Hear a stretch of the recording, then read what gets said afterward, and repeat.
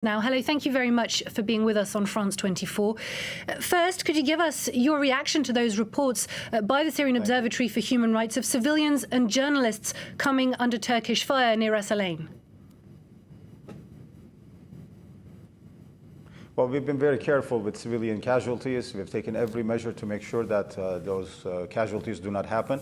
Of course, we are now in the thick of the operation. The goal of which, obviously, is to clear our border with Syria from all terrorist elements. And we have given all the warnings. We have done all the diplomatic shuffling to explain to our allies as well as to other people to make sure that the PYD, YPG elements, which are an offshoot of the PKK, which is listed as a terrorist organization, are cleared from those areas.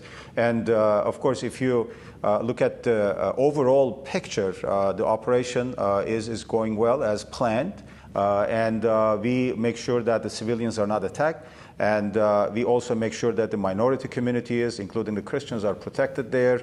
And as we have said before the operation began, we are not interested in occupying any part of Syria, and we are not interested in changing demographic structure of northeast Syria to the east of Euphrates. In fact, it was PYD, YPG that had changed the demographic structure by moving Arab villages and towns and people to flee forcefully to other places, and we are there to make sure that local people who had to flee their homes are safely to be able to return back to their homes. Well, speaking of displaced people, a camp for displaced people was attacked again by Turkish fire today. Do you have any comment on that? Well, no, actually, some of those reports are coming from the PYD, YPG angle from their side. In fact, you have to check it against the facts that our army provides. If you look at the overall narrative there in regards to this operation, the goal is clearly to clear these areas from all these terrorists. But if you look at some of the statements made by PYD, YPG elements there, that they're using civilians as human shields, which is actually a war crime. It's a horrible thing to do.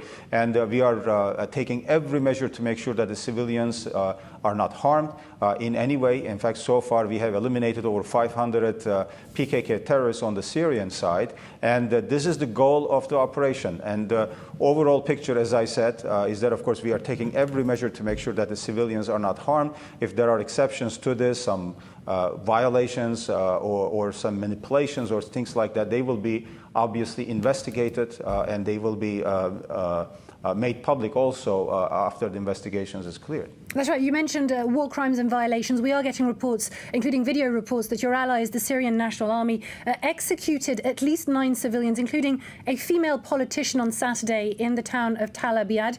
Will you hold your allies accountable for any such war crimes? As I said, this kind of actions will not be tolerated. They will be investigated. We have seen some of those reports. Of course, we don't have the full facts yet. We don't know what happened yet.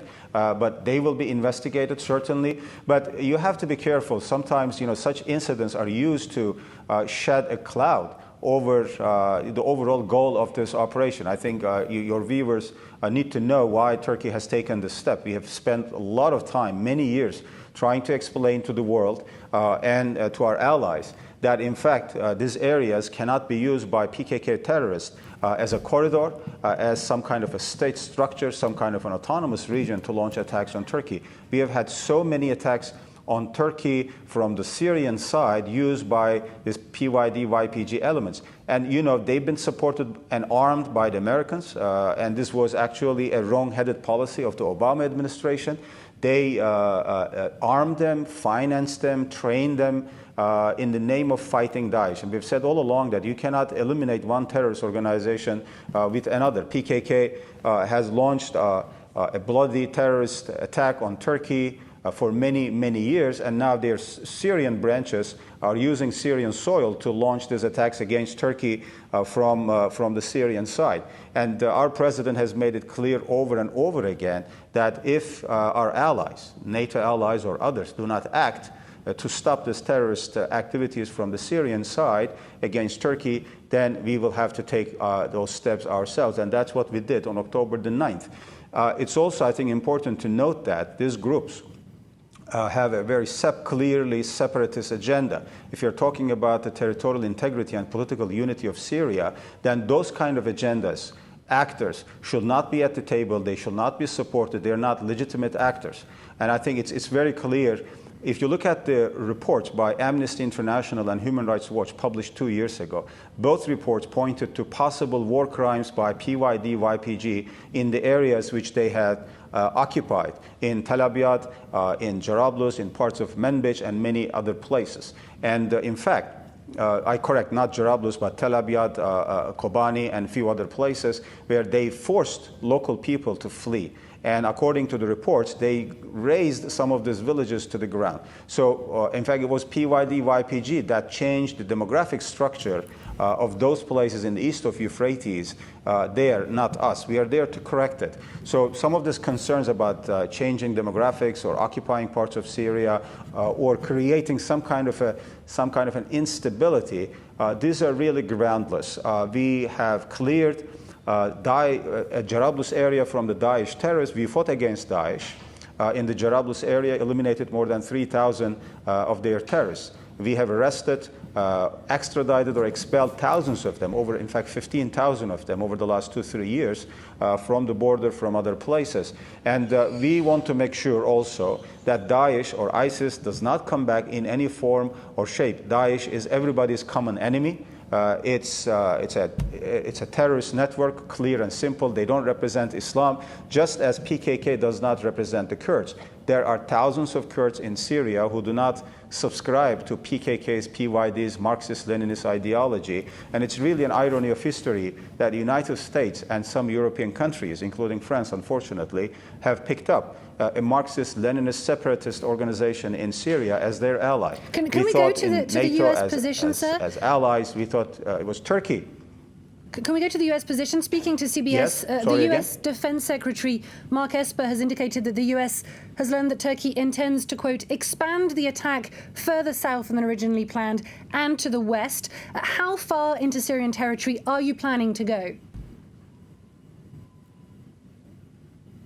Well, as our president and President Trump discussed this issue some months ago, the idea of the safe zone includes the 20-mile or 32-kilometer area. This was the original idea, going all the way to the Iraqi border, so that we can clear that area from the terrorists and also create spaces for the Syrian refugees to go back to their homes voluntarily, safely, and in a dignified way. When President Trump made that announcement about 6-7 months ago, unfortunately, his military and security bureaucracy didn't listen. They came up with all kinds of excuses not to implement it. And then we had another round of negotiations with the Americans about this. Then we agreed on the safe zone. Again, the parameters, the depth of it, who's going to monitor it, all these issues, unfortunately, were left kind of in the air. I mean, we had good contacts with them, no doubt. But it was, what they proposed was not really to our satisfaction as far as our security arrangements are concerned. So you're taking this further? For the time being, the goal of this operation, the goal of this operation is to secure the 35-kilometer area so that we can clear the border from the terrorist elements and then create spaces for the refugees to go back to. Okay, well, my last question is this. We're getting reports from Lebanese television, Al Mayadeen, that the Syrian army is set to enter the SDF-held town of Kobani and Manbij within 48 hours. Are you ready for all-out war with the Assad regime and possibly its allies? Well, these are just reports. They need to be verified, obviously.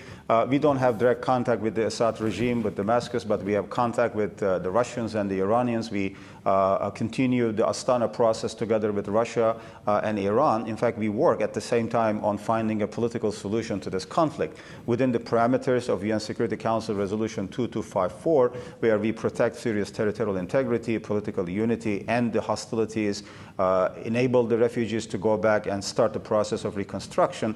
Now, we just established the Constitutional Committee, and they will have their first meeting at the end of this month. And then hopefully this process will lead to the further strengthening of the political process. So we will continue to be in touch with the Russians. Again, some of these reports, about the regime coming, to those areas.